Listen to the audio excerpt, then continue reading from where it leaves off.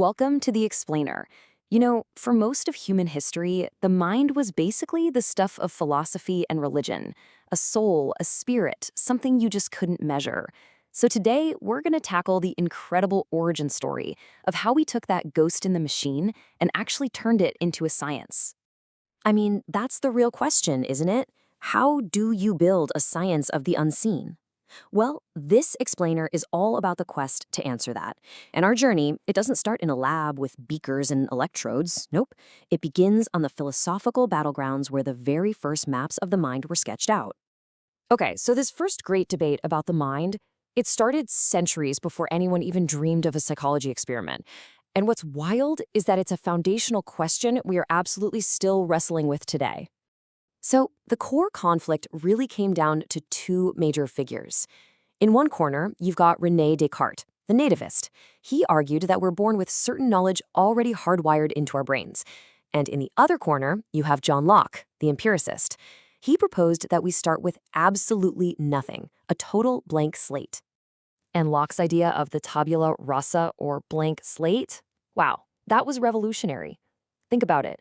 It suggested that everything we are, our thoughts, our personalities, our smarts, is literally written onto us by the world. In this view, our environment is the author of our identity. So here's the crucial point. This fundamental tension, this epic debate between nature and nurture that was born from these early philosophical giants, well, it became the central question that would drive the entire future science of psychology. All right, so how did these really abstract philosophical ideas start to find a physical home? Well, the answer started to pop up in the 19th century as scientists began to find the first real, concrete clues linking the physical brain to the mind. Now, this might seem like a small thing, but the Bell-Majendi law was a huge breakthrough.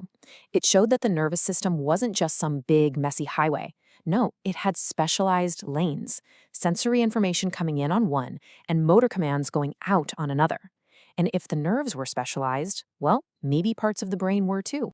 And then, a truly horrific accident provided the most shocking proof anyone could imagine.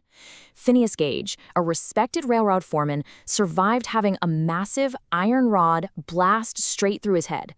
He lived, which is incredible, but he wasn't there anymore. His entire personality was gone, replaced by this impulsive, profane stranger. It was the first time it was crystal clear that something as complex as your character had a physical address right there in the frontal lobe. This whole idea of localization was really cemented in 1861. A neurologist, Paul Broca, had a patient who could understand everything perfectly but could only say one single syllable. Tan. That was it. After the patient died, an autopsy showed damage to a very specific spot in his left frontal lobe. This was it. Hard, concrete proof that a complex mental function, like producing language, was located in a particular part of the brain. So, with the mind now physically grounded in the brain, that philosophical ghost was starting to look a lot more like a biological machine. The time was finally ripe for psychology to leave the world of philosophy and become its own distinct science. And this is the moment, 1879. In Leipzig, Germany, a physiologist named Wilhelm Wundt opens the doors to the world's first ever laboratory dedicated exclusively to experimental psychology. This right here, this is the official birthday of psychology as a science. Wundt's real stroke of genius was defining exactly what psychology should study. He made this great distinction. Physics studies the objective world, what he called mediate experience, the number on a thermometer. But psychology, he argued, should study our direct conscious experience. Not the number, but the feeling of cold itself. He called this immediate experience.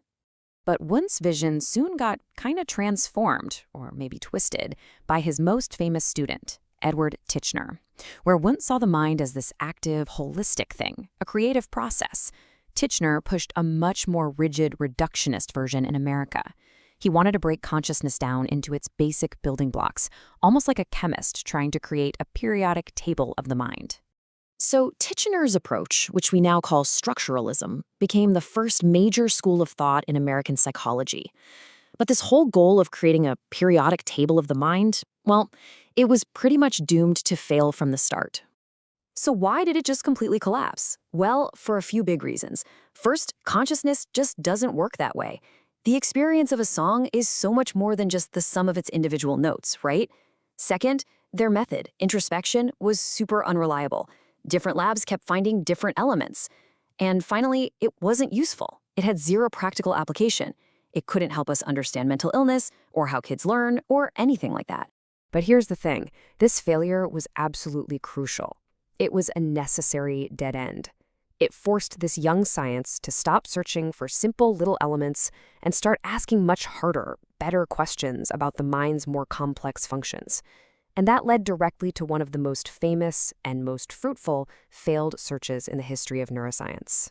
So enter the psychologist Carl Lashley. He spent decades searching for something he called the engram, the physical trace of a single memory. He would teach rats to run mazes, and then he'd surgically remove different parts of their brains, trying to find that one spot, the one place where the memory was stored.